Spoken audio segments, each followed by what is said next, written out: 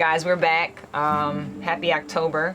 Happy F Cancer month. Happy F Food That Causes Cancer month. I like that. Because that's what we're at Herbal Blessings. We're fucking mad at the food that causes cancer. And so we want to make sure that we're putting that message out there. Speaking of fucking food, right? Excuse me, EJ. Normally EJ is the swear police, but he let me make it just now. I'm a former, I'm gonna have to say former activist who used to eat white supremacy diet. I would leave an event and I would go grab a quick bite at Wendy's. So hold on, what is a white supremacy diet? A white supremacy diet to me is a diet that is created by the colonizer. The concept of a breakfast, lunch, and dinner, and it all being meat and processed sides, right? Really, really cheap and quick meals that are put on this earth, in my humble opinion, to slowly but surely kill melanated people and individuals who constantly eat processed food. I don't think anybody who loves me put hot chips on the market. I think the person that put hot chips on the market knows that red 40 and red 5, these different kind of dyes that you put in these things, can cause prostate cancer, can cause ADHD. I don't think it's a coincidence that they're all marketed to the hood. So I think a white supremacy diet is a low vibration diet, a diet that does not complement us at all. So that's my version of a white supremacy diet. So I used to eat that all day, and I would sit in a room with other individuals. Some of them looked like me, some of them didn't, and we would discuss organize or plan to make sure that we have voter protection, or we were dealing with school to prison pipeline work, or just in general capitalism and white supremacy. But we were leaving those events, or during those events, drinking Dasani water.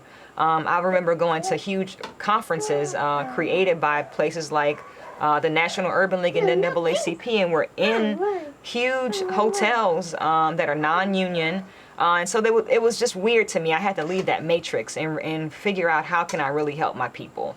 And I realized that we were all tired, we were all inflamed, we were all constipated because we were eating a diet that wasn't designed for us, and we made no connection of that as far as what we thought was focusing. Recently, I've been on social media kind of putting it out there, tagging individuals who I used to work with. I get crickets because they're not making that connection. And so out of my love, I was trying to figure out a way to have this conversation with individuals that I've worked with before and individuals I haven't worked with before. If you're going to a protest and you're leaving it and you're going to Chick-fil-A or you're going to any kind of quick fast food place, you are really a part of the problem for yourself as far as self-care. And so we've got to really realize that our diets, us ability to be able to have a strong mind, a strong body is really revolutionary. It makes no sense for you to walk to a protest and then you're out of breath at the end of the protest and you cannot even register anyone to vote because you're too exhausted. But in your mind, you did all you could. You can do more if you give yourself a little bit of love and self-care.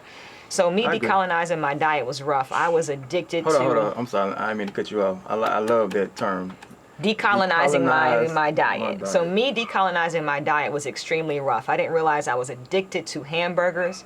If I didn't have a processed hamburger at least every other day, and them fries, baby, and the French fries, I was a very upset individual. And I had made no connection that my diet was starting to deteriorate my actual health.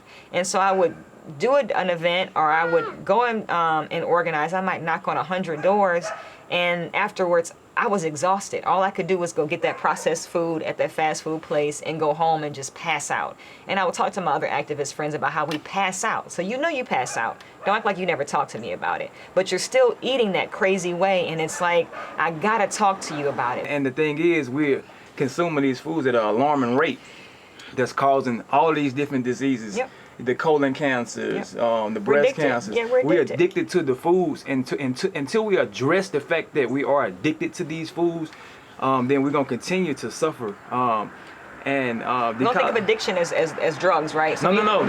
People think of addiction. They say, I'm not addicted to liquor. I'm not addicted to cocaine. So I'm doing all right. I'm doing all right. You're addicted to sugar. You're addicted Exactly. to high processed fats. Food addiction is Food addiction real. is very, very real. I remember a friend of mine who's a physician saying they were addicted to coffee, right? And they were trying to wean themselves off of coffee. They know what coffee does to the bloodstream. They're a physician, for God's sakes, right? No, it's They acidic. take care of other people, but at the same time, they're struggling to be able to take care of themselves and kick a habit that they're fully aware of that is rough, right? We have gone through our own struggles with addiction as well, and just being honest with yourself about it is really going to be eye-opening for you, and just starting to say that I'm going to change my diet and just plant a little garden. It doesn't have to be much, of just a little bit of food, and you'll taste the difference in you growing it as opposed to someone else growing it for you, if that's where you want to start out at.